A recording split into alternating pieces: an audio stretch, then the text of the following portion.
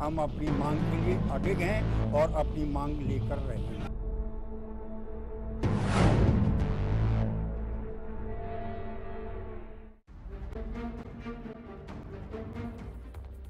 प्रजातंत्र, अर्थ और सियासत, यूं तो भारतीय सामाजिक और आर्थिक संरचना संवैधानिक नियमों पर आधारित, फिर भी न जाने क्यों आज भी हमारे समाज में जातीय समीकरणों को अलग ही मापदंडों से जोड़कर देखा जाता है। जाति और राजनीति के सियासी चक्के में घूमता संख्या का खेल पिछड़ेपन की हकीकत का तो मजाक उड़ाता ही है। इसके साथ ही वाजिब हक को लेकर भी नए सवाल खड़े करता है।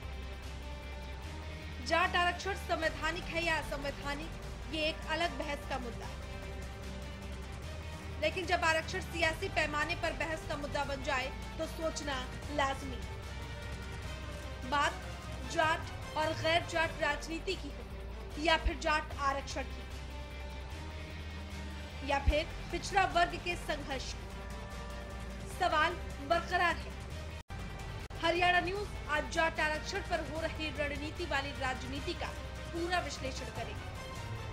विश्लेषण बीजेपी की उस खामोशी का जिसमें कई बातों को सुना जा सकता है, और विश्लेषण जनतंत्र और लठतंत्र में एक बड़े अंतर का। जाट आरक्षण को लेकर दो धड़ों में बढ़ चुकी बीजेपी की मुश्किलें कम होती नहीं दिख रही।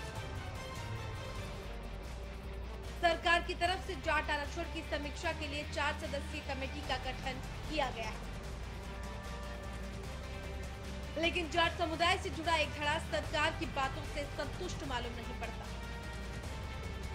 जाट नेता हवा सिंह सांगवान की अध्यक्षता में आज का ये नजारा मैयड़ का है, जहां जाट आरक्षण की मांग को लेकर रेलवे ट्रैक जाम कर दिया गया। मुख्यमंत्री जी ने पूरे जाट समाज को पूरा सहयोग देने का वादा किया है और 31 मार्च तक का टाइम बाउंड किया है और 4 व्यक्तियों की महत्वपूर्ण अधिकारियों की, जिसमें Devendra Singh IAS chief secretary, DS डेसी एडवोकेट जनरल और एक और अन्य अधिकारी हैं, वो 4 आदमियों की कमेटी नियुक्त की है। वो 31 मार्च तक अपनी रिपोर्ट देगी और मुख्यमंत्री जी ने पक्का आश्वासन दिया है कि आपका आरक्षण सुरक्षित रखा जाएगा और पूरा केंद्र में दिलवाने के लिए भी उन्होंने अपना वचनबद्ध तरीके से अपना वादा किया है। और 31 मार्च तक का हमने मिलकर एक फैसला किया। 31 मार्च तक का हम सरकार को समय देते हैं। 31 मार्च तक अगर सरकार ने आरक्षण हमारे पॉजिटिव रखा, हमारा आरक्षण देने का संकल्प दोहराया, तो उसके बाद फिर हम सरकार का धन्यवाद करेंगे। अगर आरक्षण ना दिया तो उसके बाद आंदोलन की एक जबरदस्त तैयारी करेंगे। अभी 31 मार्च तक के चर्चा में रखेंगे। अभी हम अपना जागरूक अभियान चलाएंगे, गांव-गांव जाएंगे, लोगों को समझाएंगे और उसके बाद 31 मार्च के बाद हम अप्रैल में कोई डेट रख के विचार विमर्श करेंगे। आज जी बढ़िया लिख लिया, न्यू लिख लिया सारा हरियाणा के प्रधान संघर्ष समिति खाप सारे बटले थे। मुख्यमंत्री ने विश्वास दे दिया 31 मार्च तक हमें कमेटी बिठा देंगे और आपका इलेक्शन है, मैं पूरी कोशिश करांगे देंगे। जरा मत बोलो, उसका विश्वास पक्का दिया है। हमारा भी पेटा भर है, वादा करे है। और जो ना करेंगे 31 मार्च पास से फिर हमारा तो आंदोलन न्यू का न्यूज़ है। हम तो ठाको नहीं या रस्ते रोका तो रेल रोका तो किमें करा। 31 मार्च ताई हमारा विश्वास पक्का दे रखा है। हमें को रैली 14 बार करा, कोई नुकसान नहीं कराएंगे। और जाट आरक्षण के बारे में हमने आज प्रेस कॉन्फ्रेंस किया है। 21 तारीख को हमारा मैयड़ के अंदर जाट आंदोलन का बिल्कुल फूकेंगे। सरकार ने हमें आरक्षण दिया था और सुप्रीम कोर्ट के अंदर पैरवी न करने के बावजूद हमारा जाट आरक्षण से वंचित रह गए हैं और इसके लिए हमने दोबारा से कमर कसी है और आरक्षण हम हर हालत में लेकर रखेंगे। इससे जो नहीं, अगर ये जिस तरह से सुबह सिंह सामान गुट और नभे सिंह गुट था, अगर इस प्रकार की कोताही बरती तो इनका हम सपोर्ट नहीं करेंगे। मतलब क्या आप ये मान के चल रहे हैं कि जाटों में मतलब फूट के कारण ये गुटबाजी हुई है? नहीं, स्वार्थ ऐसा है, ये स्वार्थ है। ये सर जी 21 तारीख से हमारा रामायण के अंदर धरना प्रदर्शन अनिश्चितकालीन शुरू होने जा रहा है और ये पूरे हरियाणा के अंदर है। पीछे भी हम करते रहे थे, धीरे धीरे बढ़ाते रहे थे। आज 1 ट्रैक, कल 2 ट्रैक। पहले तो हम बैठेंगे बिल्कुल शांतिपूर्वक, हम कोई तोड़ फोड़ हिंसा में विश्वास नहीं रखते। अगर सरकार ने हमारे ऊपर उंगली उठाने की कोशिश की, पीछे भी हमने उसका जवाब दिया है। अगर पीछे वाली बात अब अगर सरकार दोहराती है तो कहीं उससे ज्यादा नुकसानदायी स्थिति होगी। अब हमारे केवल वही लड़के IPS में आए हैं, IAS में आए हैं जिन्होंने जनरल कैटेगरी के बराबर नंबर लेकर के अपनी परीक्षाएं पास की। इसके अलावा सेंटर में जो नौकरियां हमारे बच्चों को मिली थी, बैंकों में मिली थी, रेलवे में मिली थी, बीमा कंपनियों में मिली थी, ऐसे लड़के 5000 के करीब हैं जिन्होंने पेपर पास कर लिया था, जिनकी सिलेक्शन हो गई थी, जिसको ट्रेनिंग पे भी भेज दिया गया था, लेकिन आरक्षण रद्द होने के बाद उनकी ज्वाइनिंग रोक दी है सेंट्रल गवर्नमेंट की नौकरियों में। इसी प्रकार से हमारे 30,000 के करीब ऐसे बच्चे हैं जिन्होंने दाखिला लिया था, OBC के माध्यम से उन्होंने अप्लाई किया था, लेकिन आरक्षण रद्द होने के बाद उनका दाखिला भी रोक दिया गया है। तो क्या कुछ जाट आरक्षण को लेकर क्या तैयारी, क्या सीधी टक्कर लेंगे आप लोग? जो आरक्षण की बात चल रही है, उधर राजकुमार सैनी अपनी ब्रिगेड बनाए बैठा है, आप लोग अड़े हुए हैं। देखिए, जहाँ तक राजकुमार सैनी की ब्रिगेड का सवाल है, वो तो कोई ब्रिगेड है ही नहीं है। उसको तो हम चैलेंज करते हैं, जहाँ भी हमारा मुकाबला करें, मुकाबला करने के लिए तैयार हैं। सैनी तो जाट और गैर जाट की राजनीति करना चाहता है, उनका गैर जाट का नेता बनना चाहता है, वो कभी सफल नहीं होगा। केवल सैनी ही हमारा विरोध कर रहा है, बाकी कोई जाति हमारा विरोध नहीं कर रही है, ना कोई लोग हमारा विरोध कर रहे हैं। बाकी मुख्यमंत्री जी के साथ हमारी 9 फरवरी को मीटिंग हुई थी हरियाणा प्रदेश के मुख्यमंत्री मनोहर लाल खट्टर जी के साथ। उन्होंने 4 अधिकारियों की एक कमेटी बनाई है जो इस बात को देखेगी कि किस प्रकार से जाटों को आरक्षण मिलेगा। वो एक रास्ता निकालेगी जाटों को आरक्षण देने के लिए। और जो हाई कोर्ट में हमारा केस पेंडिंग है, उस केस पर भी गौर करके उसका भी वो फैसला करवाएगी। ऐसा आश्वासन मुख्यमंत्री जी ने हमें दिया है। 31 मार्च 2016 को ये कमेटी अपनी रिपोर्ट पेश करेगी। अगर पॉजिटिव रिपोर्ट जाटों के हक में नहीं आई तो आंदोलन तो फिर भी हम शुरू कर सकते हैं, लेकिन हमने अपना आंदोलन रोका नहीं है। हमने अपना आंदोलन सिर्फ स्थगित किया है, वो भी केवल 15 तारीख का जो हरियाणा का बंद था वो उसको स्थगित किया है। जाट आरक्षण की राह में खुद रोड़ा बनते कुछ संगठन सरकार की कंफ्यूजन तो बढ़ा ही रहे, साथ ही कई गंभीर सवाल भी खड़े कर रहे हैं। माननीय मुख्यमंत्री जी के साथ में, हमारा कैबिनेट के साथ में खाप पंचायतों के प्रतिनिधि भी आकर के मिले और हमने 15 महीने में एक हमने काम किया। जो मीडिया में खाप पंचायतों पर प्रश्न चिन्ह लगाया करते थे, हमने पूरी तरह से उसको बंद करके कहा कि खाप पंचायत संस्थाएं ये हजारों सालों से, जब से समाज बना है, ये सकारात्मक काम करती आई है और जब तक सकारात्मक काम करती रहेंगी हम इनका सहयोग करेंगे। ये समाज का काम है। ऐसे में बेटी बचाओ बेटी पढ़ाओ के अभियान में खाप पंचायत संस्थाओं ने बहुत सकारात्मक भूमिका निभाई। जब भारत के प्रधानमंत्री से मिले, उन्होंने कहा मैं एक चीज मांगता हूं, ऐ समाज के सरदारों, ये हरियाणा के माथे पर कलंक है कि बेटियों की यहां भ्रूण हत्या की जाती है, तुम इस कलंक को मिटा दो, मैं तुम्हारा साथ दूंगा। और वो खाप सरदारी ने आज हरियाणा के माथे से उस कलंक को मिटाने के रास्ते में बहुत बड़ी शुरुआत कर दी है। की बात चलती है, मैं उन पर नहीं कहना चाहता हूं किसने दिया, किसने गलत तरीके से दिया, किसने कमजोरी रख दी कि कोर्ट में मामला बिगड़ गया। और जिन्होंने राजस्थान में दिया था और जगहों पर दिया था, उनका आज तक नहीं टूटा, उनको पर स्टे नहीं लगा। तो यहाँ स्टे कैसे लग गया, उन बातों में नहीं जाना चाहता। क्यों, सामाजिक मामला है, सबको मिलजुल करके चलाना है। लेकिन एक बात हम बड़ी साफ गोई से कहते हैं कि ऊपर से लेकर के नीचे तक हमारी नीत में, हमारी सोच में, हमारी सहानुभूति में कोई कमी नहीं है। लेकिन जिस दिन होगा उस दिन पूरा होगा, मुकम्मल होगा, आधा अधूरा नहीं होगा। प्रश्न चिन्ह लगाए जाते हैं, समाज की सोच के ऊपर प्रश्न चिन्ह लगाए जाते हैं, गालियां दी जा रही। मैं आपसे निवेदन करूंगा, नौजवानों में कई बार उग्रता आती है, उग्रता की जरूरत नहीं है। शांति और धैर्य ही सबसे बड़ा हथियार होता है। शांति और धैर्य से ही अपने आप को साबित और प्रमाणित किया जाता है कि हमारी सोच क्या, हमारी संस्कृति क्या है। कुछ लोग तो केवल उकसाना ही चाहते हैं, कुछ लोग केवल उखाड़ना चाहते हैं। उस बात में न पड़ करके समय के साथ में इस बात को साबित करना कि हमारे समाज को, जो हमारे बुजुर्गों ने जो हमको संस्कृति सिखाई है, हमारे लिए हमारी संस्कृति प्यारी है और हमारी संस्कृति हमको ये सिखाती है कि हमारे ऊपर एक बहुत बड़ी जिम्मेदारी है कि हम प्रमुख समाज होने के नाते हमें पूरे समाज का 36 बिरादरी का ताना बाना जोड़ करके रखना है। चाहे कोई मूर्ख कुछ भी बोलता रहे, लेकिन हमको सबका भाईचारा बना करके रखना है। झुकने की जरूरत नहीं है, दबने की जरूरत नहीं है, डिस्टर्ब होने की जरूरत नहीं है, हिलने की जरूरत नहीं है, उखड़ने की जरूरत नहीं है, क्योंकि वक्त आएगा तो ये छोटे मोटे जो है ये अपने आप इनका इलाज हो जाया करता है। इनका वक्त आएगा, अपने आप इलाज हो जाएगा। हिंद की इस ऐतिहासिक सरजमीन पर ये इतनी बड़ी सरदारी की गवाही में मैं आपसे हाथ जोड़ करके विनती करता हूं कि अपने बेटों पर भरोसा रखिए।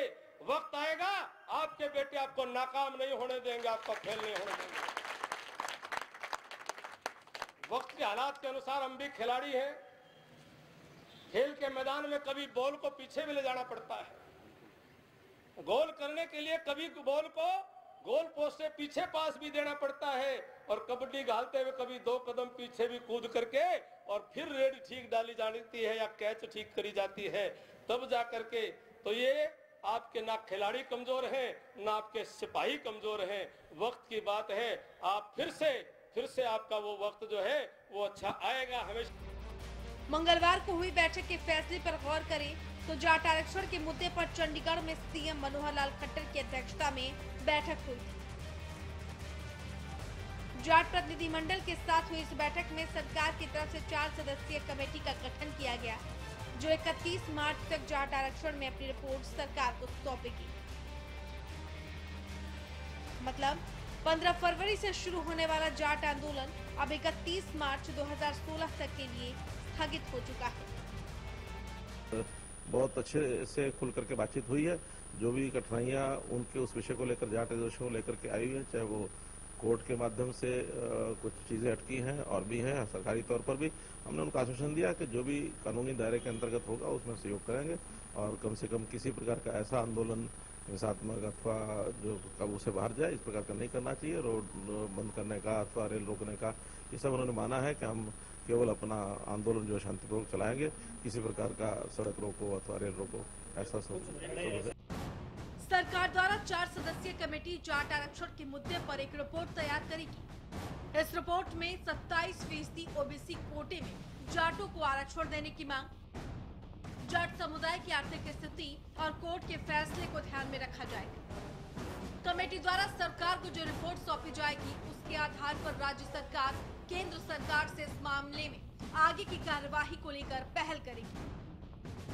हालांकि इस पर सवाल अभी भी यही है कि ये कमेटी जाटों को आरक्षण दिलाने में कितनी कामयाब होती है। ऐसा इसलिए क्योंकि ये मामला पहले से ही कोर्ट में विचाराधीन है और कोर्ट भी इसे गलत ठहरा चुका है। 17 मार्च साल 2015 में सुप्रीम कोर्ट ने जाट आरक्षण को गलत ठहराते हुए ये कहा था कि केवल राजनीतिक फायदे के लिए आरक्षण देना गलत है। जाट आरक्षण पर केंद्र का फैसला कई साल पुराने आंकड़ों पर आधारित है। आरक्षण के लिए पिछड़ेपन का आधार सामाजिक होना चाहिए, न कि आर्थिक या शैक्षणिक। 4 मार्च 2014 को किए गए पूर्व सरकार के फैसले में दिल्ली, उत्तराखंड, उत्तर प्रदेश, गुजरात, हिमाचल, बिहार, मध्य प्रदेश और हरियाणा, राजस्थान के जाटों को केंद्रीय सूची में शामिल किया गया था। हालांकि ओबीसी कमीशन जाट आरक्षण को पहले ही असंवैधानिक बता चुका है। ओबीसी कमीशन का कहना है कि जाट सामाजिक और शैक्षणिक तौर पर पिछड़े नहीं है, जबकि सरकार CSIR की रिपोर्ट का हवाला देती रही। लेकिन इन सब के बीच जाट समुदाय जाट आरक्षण को लेकर सरकार पर लगातार दबाव बनाने का काम कर रहा है। 27% जो ओबीसी का कोटा है उसमें हमारे को इंक्लूजन किया जाए, उसमें मिलाया जाए, उसको वो सुविधाएं दी जाए, अदरवाइज इससे कम कुछ नहीं। भारतीय जनता पार्टी आज तक बोलती रही है कि वो जाटों का आरक्षण का समर्थन कर रही है, तो इतना विश्वास दिला दे कि जब बाकी जाट हैं 8 स्टेट के, उनको आरक्षण मिला केंद्र में तो हरियाणा के जाट को मिलेगा, यह आश्वासन दिला दे तो हम भी अपना जो है आंदोलन सस्पेंड कर देंगे। सवाल सरकार को लेकर इसलिए भी है क्योंकि पिछले साल हुए मॉनसून सत्र में जो कमेटी गठित करने की बात कही गई थी, वो कमेटी इस साल के फरवरी महीने में यानी कि आज गठित की गई। बीजेपी एक तरफ जाट आरक्षण के मर्ज का इलाज ढूंढने में लगी है, तो दूसरी तरफ बीजेपी नेता इस मसले पर खुलकर एक दूसरे का विरोध कर रहे हैं। बीजेपी में आए तूफान को अगर विस्तार से समझे तो जाट नेता जाट आरक्षण के समर्थन में हैं और पार्टी पर दबाव बना रहे हैं, जबकि गैर जाट नेताओं में राजकुमार सैनी पार्टी को बार बार नसीहत दे रहे हैं। जाट नेताओं का कहना है कि सुप्रीम कोर्ट के फैसले के बाद पीएम मोदी ने खुद जाटों को आरक्षण देने का भरोसा दिलाया था, जबकि गैर जाट नेता पार्टी से भरोसा चाहते हैं कि ओबीसी कोटे से छेड़छाड़ न की जाए। जाट नेताओं का कहना है कि जाट समुदाय आरक्षण का हकदार है, वहीं गैर जाट नेता सुप्रीम कोर्ट के फैसले का हवाला देते हुए इसे गलत ठहरा रहे हैं।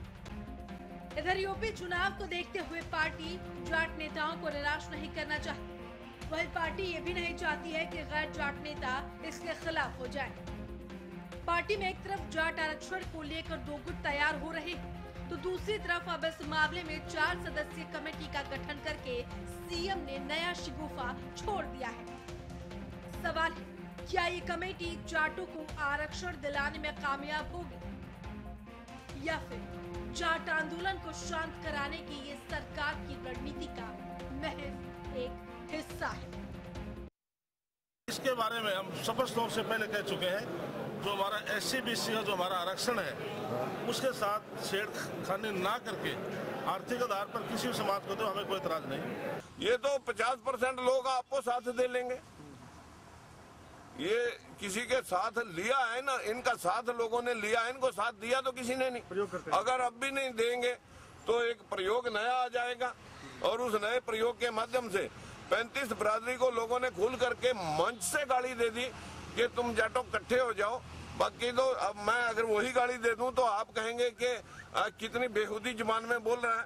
व्यक्तिगत विभाग अपनी कोई कहता है, अलग विषय है। आरक्षण बहुत संवेदनशील मुद्दा है और इस पे भारतीय जनता पार्टी की राय बिल्कुल स्पष्ट है, इसमें कहीं कोई दो मत नहीं है। जहाँ तक आरक्षण की बात है, हमने तो अपना काम किया, अब गेंद जो है वो बीजेपी के पाले में।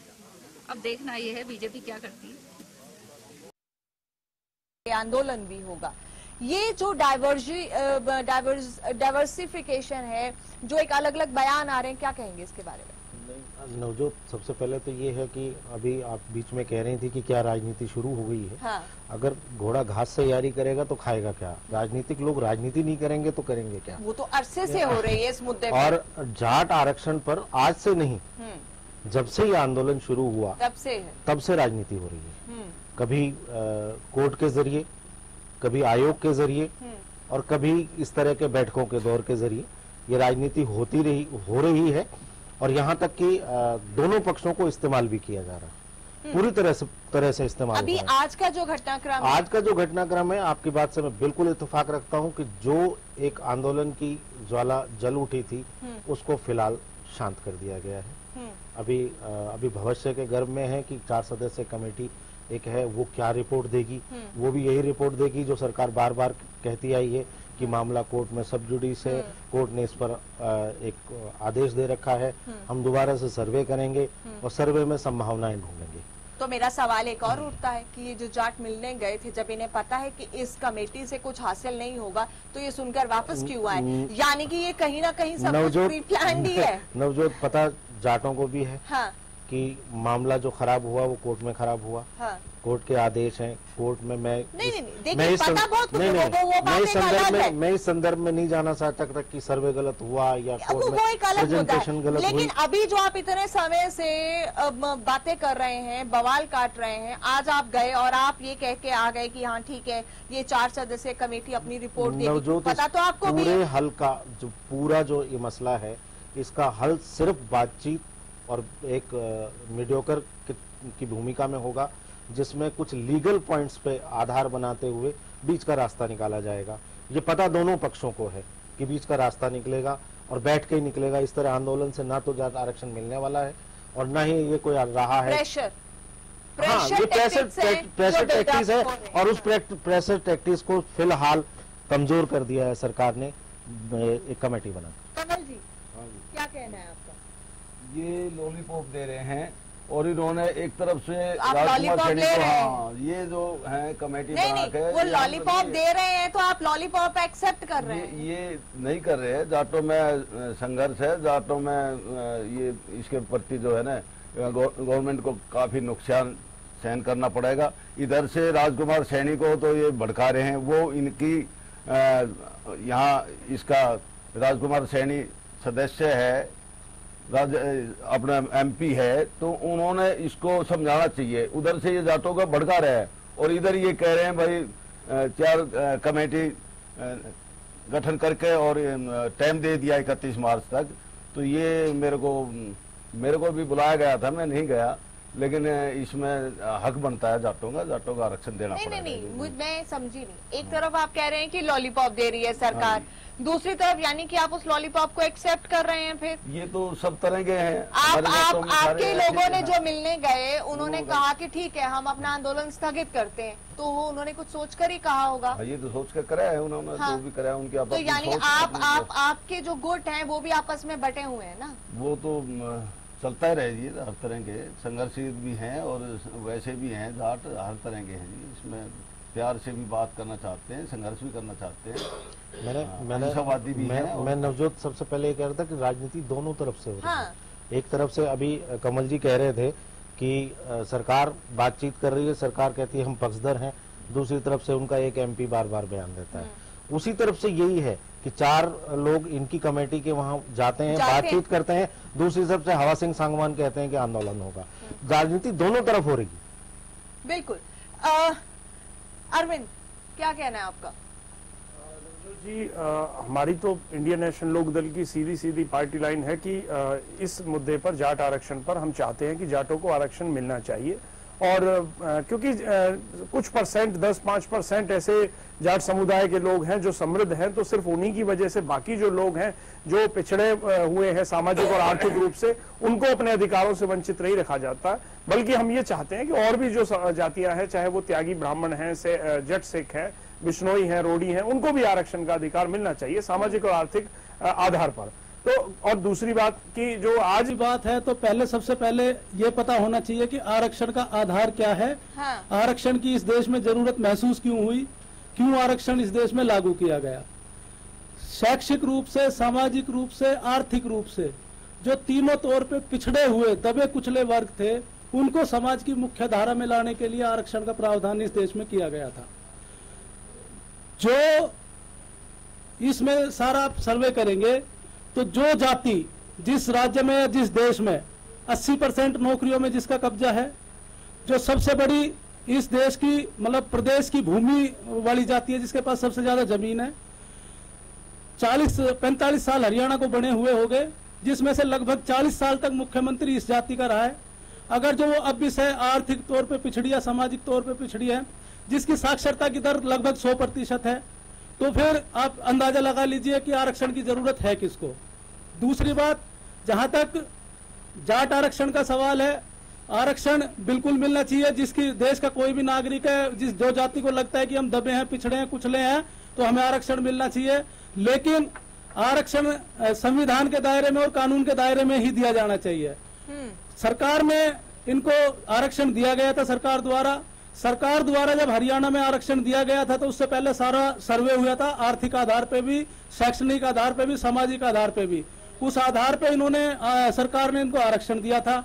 लेकिन माननीय सुप्रीम कोर्ट ने, क्योंकि आरक्षण का आधार यही है कि जो जातियां या जो जाति शैक्षणिक रूप से, आर्थिक रूप से और सामाजिक रूप से, तीनों रूप से पिछड़ी है, उसको आरक्षण दिया जाना चाहिए। और माननीय सुप्रीम कोर्ट ने साफ कहा था कि भाई हरियाणा में जाटों का बहुत बड़ा प्रभाव है और उनको आरक्षण की जरूरत नहीं है। तो जब माननीय सुप्रीम कोर्ट इस आरक्षण को रद्द कर चुका है, तो दबाव की राजनीति करके, संघर्ष की राजनीति करके ये आप क्या कहना चाहते हैं कि भाई कानून से भी ऊपर हो गए हम। दूसरी बात, जहां तक सरकारों की बात है, सरकारों के लिए आरक्षण एक राजनीतिक मुद्दा है। सरकारें कभी नहीं चाहेंगी कि आरक्षण का मुद्दा सुलझे, क्योंकि आरक्षण के मुद्दे को हमेशा देश का इतिहास देख लीजिए, तब हवा मिली है जब सरकारें कमजोर स्थिति में होती है, सरकारें जन उम्मीदों पर, जन आकांक्षाओं पर खरी नहीं उतर पाती है, तो आरक्षण जैसे मुद्दों को आगे ले आती है। इसमें मैं एक बात और जोड़ना चाहूंगा कि आरक्षण, जहां तक बात है, ओबीसी को 27% आरक्षण दिया गया था। इसका आधार 1930 के आसपास अंग्रेजों ने इस देश में जाति के आधार पर जनगणना कराई थी। उसमें 32% के करीब ओबीसी समाज था, तो उनको 27.5% आरक्षण दे दिया गया था। 2011 में दोबारा हमारे देश में सामाजिक, शैक्षणिक और आर्थिक जनगणना हुई है। तो सरकार को अगर लगता है जिसको भी आरक्षण देना है दे, कोई दिक्कत नहीं है। ये 27.5% आरक्षण ये हमारा हक है, इसमें कोई छेड़छाड़ नहीं होनी चाहिए। वोट हित में जारी आरक्षण पर जातीय राजनीति के पहलू सिर्फ इतने भर नहीं है। जाट समुदाय केंद्रीय ओबीसी सूची में आरक्षण की मांग कर रहा है, जबकि आरक्षण पर गठित कमेटी की रिपोर्ट के आधार पर सरकार इससे संबंधित सिफारिश कर भी सकती है। जाट समुदाय की मांग है कि पूर्व सरकार के फैसले को ही सरकार लागू करे और जो कमियां रह गई थी उन्हें दूर करे, यानी कि 27% ओबीसी कोटे में 10% आरक्षण की मांग की जा रही है। वहीं सरकार जाट आरक्षण के पक्ष में तो है, लेकिन मांग पर असहमति हो सकती है, क्योंकि ऐसा माना जा रहा है कि सरकार केंद्रीय ओबीसी सूची में जाट समुदाय को 3% आरक्षण। इधर जाट समुदाय का कहना है कि सरकार आर्थिक और शैक्षणिक योग्यता के आधार के बजाय सामाजिक आधार पर ही जाट आरक्षण की वकालत करे। हालांकि सरकार पर ओबीसी वर्ग का दबाव है कि आरक्षण के लिए तीनों आर्थिक, सामाजिक और शैक्षणिक मापदंड को देखा जाए। हालांकि सुप्रीम कोर्ट अपनी टिप्पणी में इसे गलत भी ठहरा चुका है। जाट समुदाय को अगर 3% आरक्षण मिलता भी है तो ये शायद नाकाफी साबित हो, क्योंकि ये फैसला देश के कुल 9 राज्यों पर लागू होगा और इन 9 राज्यों में जो कि कुल जनसंख्या 9 करोड़ के आसपास है। सरकार भले 3% आरक्षण देने पर विचार कर रही हो, लेकिन कोर्ट की सख्त टिप्पणी और ओबीसी कमीशन के ऐतराज के बाद 3% आरक्षण की वकालत करना भी शायद मुश्किल रहे। जाट आरक्षण की मांग का अगर विस्तार से विश्लेषण करें तो पूर्व यूपीए सरकार ने अगर जाट आरक्षण पर मुहर लगाई थी तो इसके पीछे वजह जाटों के पिछड़ेपन को दूर करना नहीं था। सरकार को चिंता लोकसभा चुनाव में जाट वोट बैंक की थी। ऐसा इसलिए क्योंकि जिन 9 राज्यों को इस अधिसूचना में शामिल किया गया था, उन राज्यों में 100 लोकसभा सीट जाट बहुल्य है। पूर्व यूपीए सरकार ने इस फैसले के आगे अदालत के उन सभी फैसलों को भुला दिया था जिनमें पिछड़ेपन के आंकड़े जुटाए बिना आरक्षण देने की मनाही की गई है। दरअसल साल 2013 में पूर्व वित्त मंत्री पी चिदम्बरम की अगुवाई में एक समूह यानी जीओएम गठित किया गया, जिसने जाट आरक्षण मामले में अपनी रिपोर्ट सरकार को सौंपी थी। जीओएम ने अपनी रिपोर्ट में सरकार को 2 विकल्प सुझाए थे, जिस पर कैबिनेट ने जाट कोटे के प्रस्ताव को अपनी मंजूरी दी थी। पूर्व सरकार के इस फैसले पर कई सवाल भी उठाए गए, क्योंकि यह फैसला एनसीबीसी की सिफारिशों को दरकिनार कर किया गया था। ऐसा इसलिए क्योंकि जीओएम गठित करने से पहले साल 2012 में एनसीबीसी से जाट आरक्षण पर सुझाव मांगे गए थे और तब आयोग ने जाट आरक्षण के प्रस्ताव को पूरी तरह खारिज कर दिया था। आयोग ने अपनी रिपोर्ट में कहा था कि जाटों को ओबीसी की केंद्रीय सूची में शामिल करना ठीक नहीं होगा। एनसीबीसी की दलील थी कि जाट न तो सामाजिक और न ही आर्थिक या अन्य किसी लिहाज से पिछड़े हैं। कुछ राज्यों ने अपने यहाँ जाटों को आरक्षण दिया है, लेकिन केंद्र सरकार के स्तर पर उन्हें ये सुविधा देना गलत होगा। केंद्र सरकार ने उच्च शिक्षा में 27% आरक्षण दे रखा है और विभिन्न राज्य आरक्षणों में वृद्धि के लिए कानून बना सकते हैं। सुप्रीम कोर्ट के फैसले के अनुसार 50% से ज्यादा आरक्षण नहीं किया जा सकता, लेकिन राजस्थान समेत कई राज्यों ने 68% आरक्षण का प्रस्ताव रखा है, जिसमें अगड़ी जातियों के लिए 14% आरक्षण भी शामिल है। तमिलनाडु में करीब 87% जनसंख्या को आरक्षण की सुविधा है। भारतीय संविधान सरकार को सामाजिक और शैक्षणिक पिछड़ों के लिए विशेष उपबंध बनाने का हक देता है, लेकिन एक ये भी सच है कि कई बार इसी संविधान को आधार बनाकर जातिगत राजनीति की दौड़ लगाई जाती है और इस दौड़ में कभी आरक्षण की आग में उम्मीदें खाक हो जाती हैं, तो कभी आरक्षण को भी आग के हवाले कर दिया जाता है। श्रीवास्तव के साथ bureau report, Haryana news.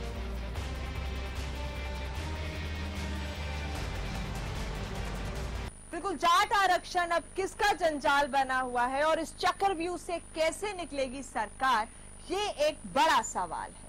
Satyavrat जी, जिस तरह से अभी आपने सुना हवा सिंह सांगवान ने कहा कि मैं इस 4 सदस्यीय कमेटी को नहीं मानता हूं, यकीनन कुछ जाट हैं ऐसे या फिर ऐसे गुट जो बने हुए, जो आप भी कह रहे थे कि जाट नेता बनने की होड़ लगी हुई है, वो इसके अगेंस्ट है। तो फिर ये पूरे मसले का हल कैसे होगा? इसी बीच में से निकलेगा जब सब पक्षों को बुलाएंगे। हवा सिंह जी भी कोई दूर के लोग नहीं है, वो भी नजदीक कब ला रहे हैं? हाँ, नजदीक आ जाएंगे। जब वो बात सिरे चढ़ने लगेगी तो उनको भी रखेंगे और किसी मुद्दे पर हो सकता है धीरे धीरे करके सब लोग। नहीं, वो वोट बैंक की राजनीति है, क्योंकि बीजेपी में कुछ जाट आपके जो नेता हैं वो ये दबाव बना रहे हैं कि जाटों को नाराज नहीं करना है, और जो कुछ दूसरे हैं, ये सब समस्याएं हैं। उसमें से कोई चलिए आप मानते तो हैं कि हैं। हाँ, कानूनी जो अड़चन है उसको दूर करना पहली प्राथमिकता है, क्योंकि देश के अंदर कानून का राज है, कानून के तहत हम सब चलना चाहते हैं।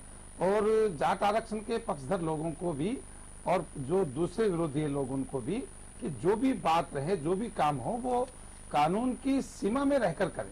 अरविंद, आपको लगता है कि इस आंदोलन को सिर्फ डिले अभी किया गया है, इस कमेटी से कुछ हासिल नहीं होने वाला है, ये टाइम बीइंगली सिर्फ इस आंदोलन को डिले किया गया है क्योंकि अभी प्रेशर बहुत बढ़ गया था? नवजोत जी, असल में भारतीय जनता पार्टी की जो सरकार है वो ना तो ये चाहती है कि जाटों को आरक्षण मिले और ना ही ये आंदोलन खत्म हो। वो ये चाहते हैं कि इसी तरह का माहौल चलता रहे, ताकि जाट नॉन जाट की राजनीति हरियाणा में चलती रहे और उनका राजनीतिक फायदा बना रहे। दूसरी बात, अब जो जिस तरह की कमेटी बनाई है, ये तो सिर्फ इस मुद्दे को, समस्या को कुछ दिन के लिए टालने के लिए है कि शायद 2 महीने 3 महीने बाद खिंच जाए, पर इनकी इच्छा नहीं है। क्योंकि अगर इनकी इच्छा होती तो राजकुमार सैनी की तरह के और भी लोग हैं, सिर्फ राजकुमार सैनी नहीं, इनके अपने ही बहुत से विधायक हैं जो जाट आरक्षण के खिलाफ है। तो उन लोगों को ये चाहते तो उन लोगों को रोक सकते थे कि वो जाटों के खिलाफ बयान ना दें, परंतु एक और तो उन्हें हवा दे रहे हैं, दूसरी ओर सीएम साहब कहते हैं कि हम जाटों को आरक्षण देना चाहते हैं। तो इससे तो यही पिक्चर क्लियर होती है कि ये खुद इस मामले को हवा देने, ये चाहते ही नहीं कि ये जो आंदोलन है या समस्या है। सत्यव्रत जी, इस तरह के आंदोलन के पीछे यदि आप इतिहास में जाकर देखेंगे तो क्या बीजेपी के द्वारा शुरू किया गया, या जब बीजेपी विपक्ष में थी, मैं बात कहना चाहता हूँ, जब देश के हरियाणा में पक्ष और विपक्ष की बात रहती है तो पक्ष में रहने वाले लोग, विपक्ष में रहने वाले लोगों के मुद्दे अलग होते हैं, और वही मुद्दे जब वो सत्ता में आते हैं तो गौण हो जाते हैं। तो मैं ये जो आप बात कर रहे हैं कि क्या बीजेपी के द्वारा छोड़ा गया आंदोलन था ये, कि उससे समाज बढ़ता रहे, बीजेपी इस प्रकार की बातों में कभी विश्वास नहीं रखती, न तो आरक्षण पर राजनीति करती, न राज्यों के निर्माण में राजनीति करती, किसी प्रकार से समाज में जो विभाजक तत्व है उनको कभी हवा नहीं देना चाहती, और केवल बीजेपी के लोग। जल्दी से आप कहाँ नहीं कर रहे, आप गुजरात में भी यही राजनीति कर रहे हैं, वहां भी आपकी सरकार ने यही माहौल पैदा कर दिया।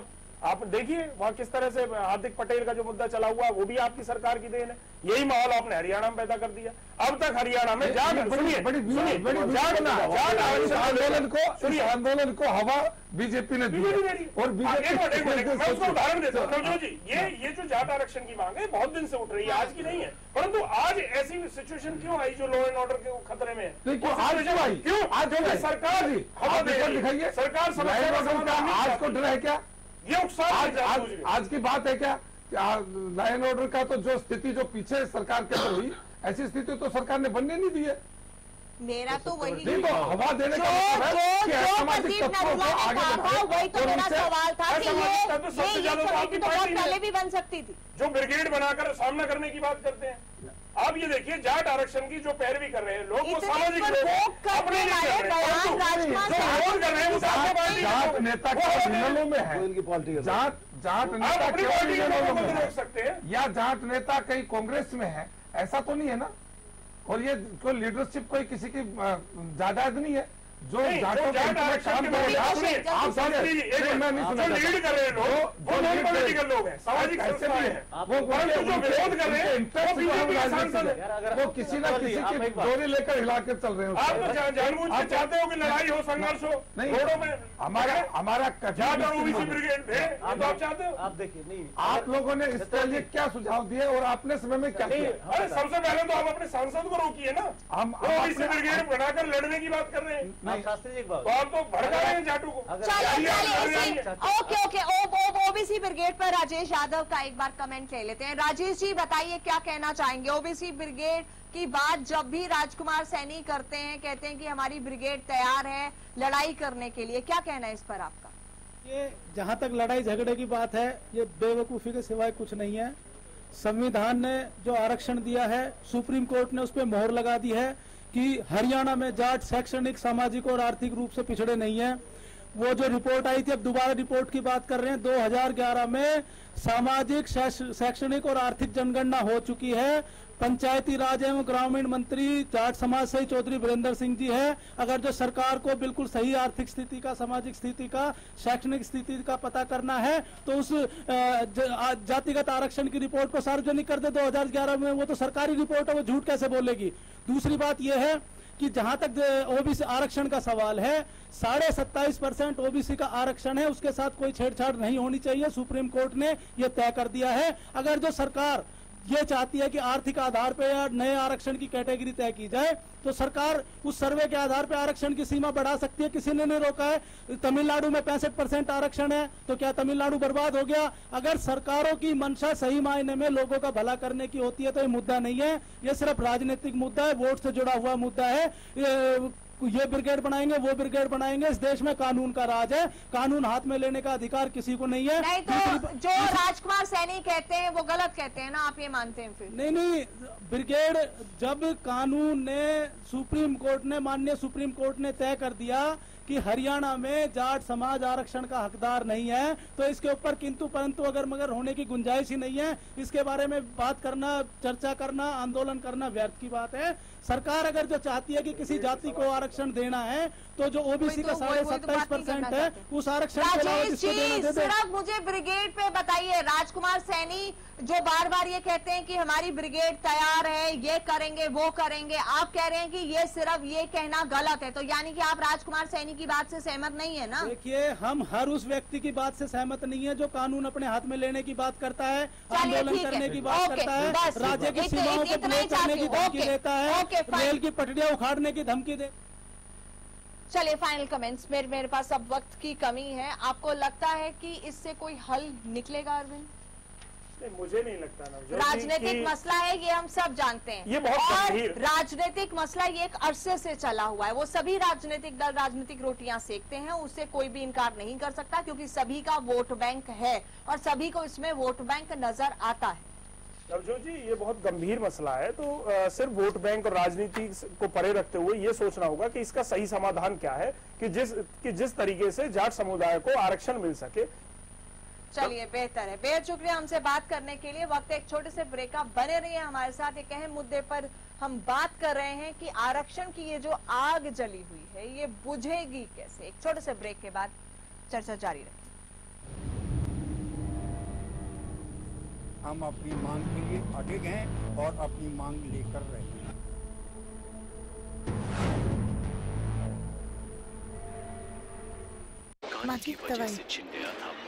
एक इम्पोर्टेंट मैसेज, अगर आपको टीवी सीरियल्स देखने का शौक है तो जल्द से जल्द अपने घर में सेट टॉप बॉक्स लगाइए। क्यों? क्योंकि सेट टॉप बॉक्स लगाने की आखिरी तारीख निकल चुकी है। तो आप टीवी सीरियल्स कभी भी बंद हो सकते हैं।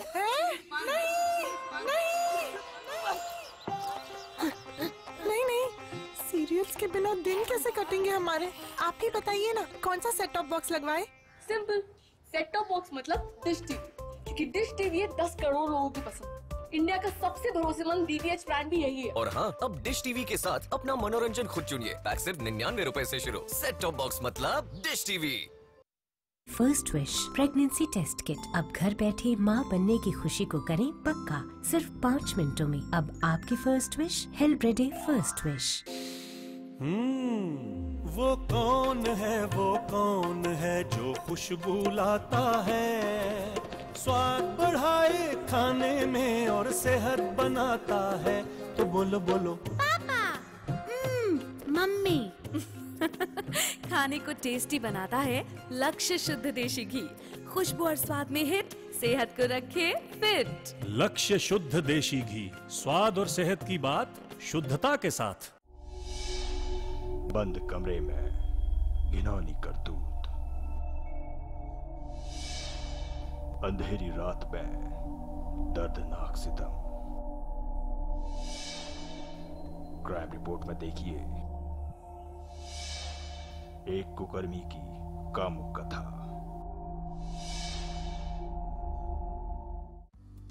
सिरसा में अब खत्म हुआ अंतर्राष्ट्रीय स्तर की शिक्षा का इंतजार।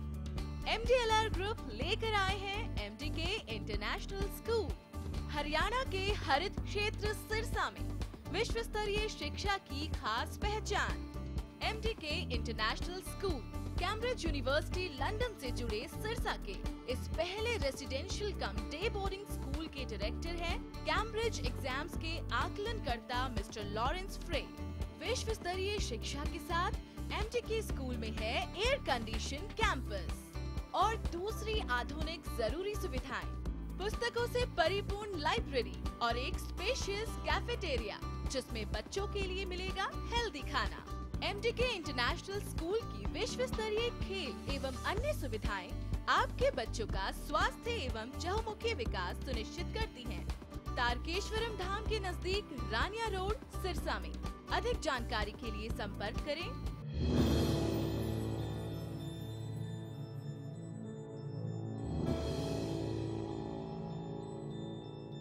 हरियाणा फ्रेश शुद्ध घी का नाम बड़ा, शुद्धता की कसौटी पर खरा, घर के घी जैसा स्वाद मन भाए, जो भी खाए तंदुरुस्ती पाए। हरियाणा फ्रेश एगबाग शुद्ध घी, स्वाद घर के घी जैसा। हरियाणा फ्रेश शुद्ध घी।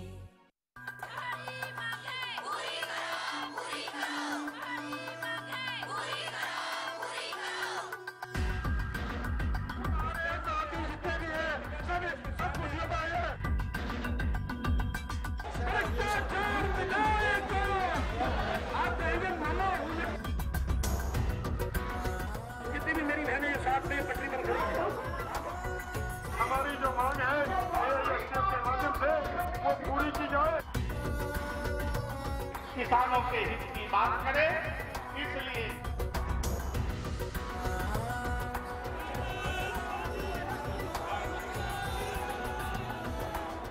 मैदान की तरफ ड्राइव किया जाते और एक इम्पोर्टेंट मैसेज, अगर आप क्रिकेट के फैन हैं तो जल्द से जल्द सेट टॉप बॉक्स लगवा लीजिए। क्यों भाई? क्योंकि सेट टॉप बॉक्स लगवाने की आखिरी तारीख निकल चुकी है।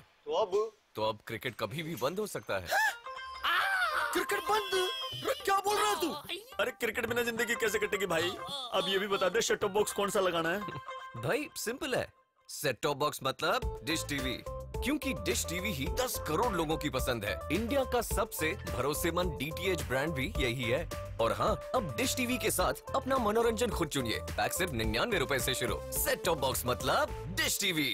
सरकारी नौकरी मिलती नहीं या आप लेते नहीं, बेरोजगार रहने के 2 कारण हैं। या तो आप कोशिश नहीं कर रहे या आपकी दिशा गलत है। सरकारी नौकरी कैसे पाई जा सकती है? देखिए हमारा खास कार्यक्रम कैसे पाएं सरकारी नौकरी, हर रोज दोपहर 2:30 बजे।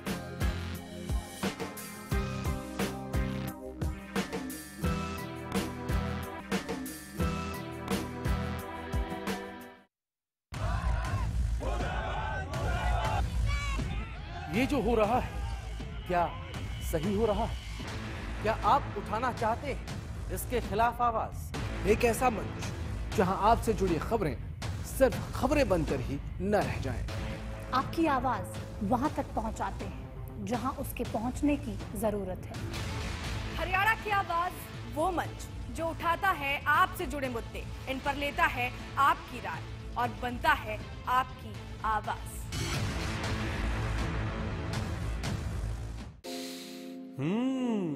वो कौन है जो खुशबू लाता है, स्वाद बढ़ाए खाने में और सेहत बनाता है। तो बोलो बोलो पापा। मम्मी। खाने को टेस्टी बनाता है लक्ष्य शुद्ध देशी घी।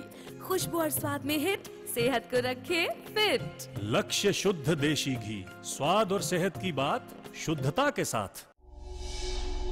बंद कमरे में घिनौनी करतूत, अंधेरी रात में दर्दनाक सितम। क्राइम रिपोर्ट में देखिए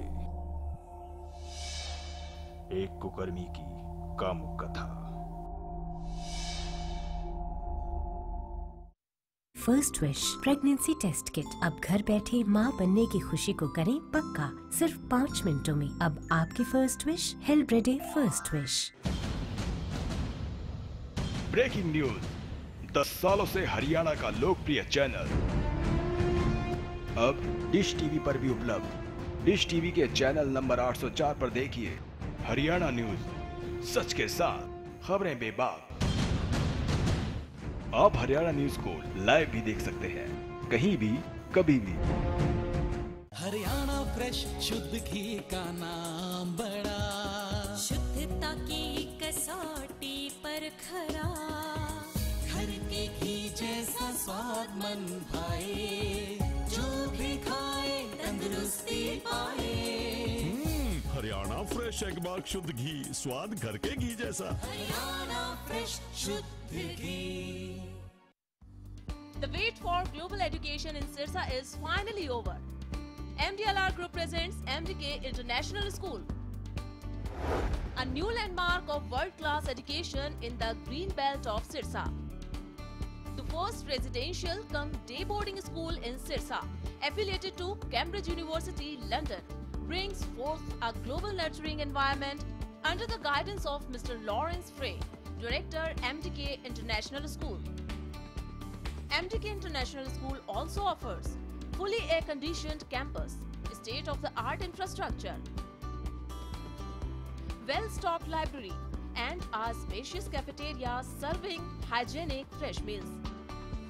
The world-class sports and well-being facilities ensures the all-round development of your child at MDK International School. Visit our campus near Tarkeshwaram Dham at Rania Road, Sirsa. For details, call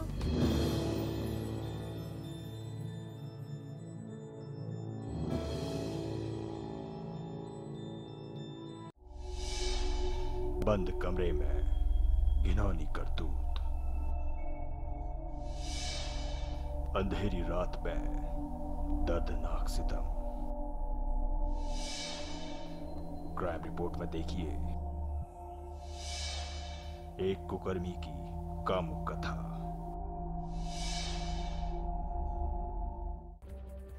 समीकरण कहते हैं कि कई जाट नेता, संगठन और खाप पंचायतें सरकार के आश्वासन से संतुष्ट दिखाई देती हैं। इसके पीछे बड़ी वजह है सरकार से नेताओं के नजदीक। कुछ जाट संगठनों में पार्टी जाट नेताओं की भूमिका, खाप पंचायतों में पार्टी संगठन से जुड़े लोगों के करीब। वहीं समीकरण कुछ और भी कहते हैं, कई जाट नेता, संगठन और खाप पंचायतें सरकार के आश्वासन से संतुष्ट दिखाई नहीं देती। इस समीकरण के पीछे वजह यह है कि विरोध करने वाले तमाम संगठन और पंचायतों का कहना है कि सरकार जाट आंदोलन को कमजोर करने के लिए झूठे आश्वासन दे रही है। अंदर की बात यह भी है कि विरोध करने वाले कुछ संगठन सरकार विरोधी राह पर, कुछ जाट नेताओं को ऐसा भी लगता है कि उन्हें नजरअंदाज किया जा रहा है। इसके पीछे के समीकरण देखें तो जाट और गैर जाट नेताओं की एक दूसरे के खिलाफ बयानबाजी और पार्टी में आरक्षण पर दो फाड़ है। पार्टी में जाट आरक्षण पर दो फाड़ की सबसे बड़ी वजह है जातीय वाद-विवाद। जहां एक तरफ पार्टी जाट वोट बैंक को बिखरने नहीं देना चाहती, वहीं ओबीसी और जाट के अगुआ बने कुछ नेता भी इसी राह पर है। जाट और गैर जाट नेताओं के बीच पैदा हुए मतभेद का कारण ये भी है कि जाट समुदाय ओबीसी कोटे में आरक्षण देने की मांग कर रहा है।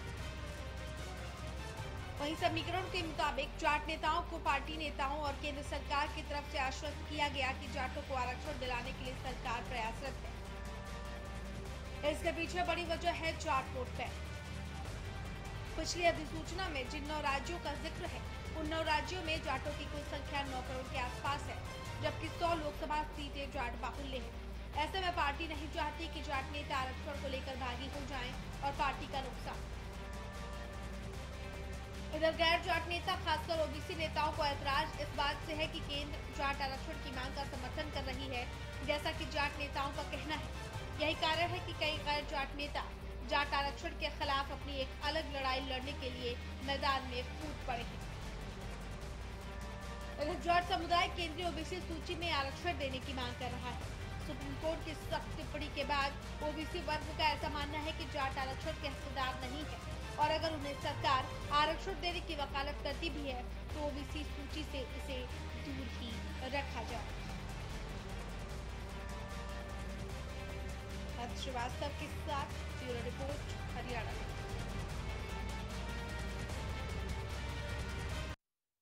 जाट आरक्षण नंबर एक तो ये मान के चलो कि पिछली बार आज से 1.5 साल पहले 2 साल पहले आरक्षण मिला जाटों को और भारत सरकार ने आरक्षण दिया, यूपीए की सरकार थी। उसके बाद सुप्रीम कोर्ट ने उस आरक्षण को रद्द कर दिया। तीसरी बात, जब सुप्रीम कोर्ट ने रद्द किया तो जाट संस्थाएं और जो आरक्षण के लिए जो संघर्ष कर रहे थे वो लोग प्रधानमंत्री को मिले, हम भी उनके साथ गए और हमने भी प्रधानमंत्री से कहा, उन्होंने भी कहा कि जब हमारे को दिया है तो हमारे से सुप्रीम कोर्ट ने किसी कारणवश अगर वापस लेने की बात जो कही है तो हो सकता है कोई प्रोसीजरल ऐसी बातें हुई हों। आर्थिक आधार पर ये सारी कंडीशंस नहीं, मैं आर्थिक आधार नहीं मानता। मैं सामाजिक आधार को सबसे महत्वपूर्ण मानता हूँ। इसीलिए मैं इस बात का पक्ष धर रहा हूँ कि सामाजिक तौर पे जो हमारे शेड्यूल कास्ट के भाई हैं उनको जो आरक्षण मिला वो इसलिए मिला कि सदियों से शोषण उनका होता रहा। इसी तरह बैकवर्ड क्लास के जो लोग हैं, कोई बढ़ई है, लोहार है, बार्बर हैं, इनका भी ये भी शोषित क्लास है, इनको भी आरक्षण सामाजिक आधार पे मिला है। मैं सामाजिक आधार का पक्षधर हूँ। आर्थिक आधार पे तो कोई भी बन सकता है, कोई बड़ा बन सकता है, कोई छोटा बन सकता है। चलिए, बेहद शुक्रिया सभी मेहमानों का इस कार्यक्रम में जुड़ने के लिए। जाटों में दरार है और आंदोलन फिलहाल के लिए टल गया है, लेकिन क्या इससे आने वाले वक्त में एक परमानेंट हल इस आरक्षण को लेकर निकल पाएगा? इसका फैसला तो फिलहाल हमें वक्त पर ही छोड़ना पड़ेगा। लेते हैं आपसे इजाजत। हम अपनी मांग के लिए आगे गए और अपनी मांग लेकर रहे।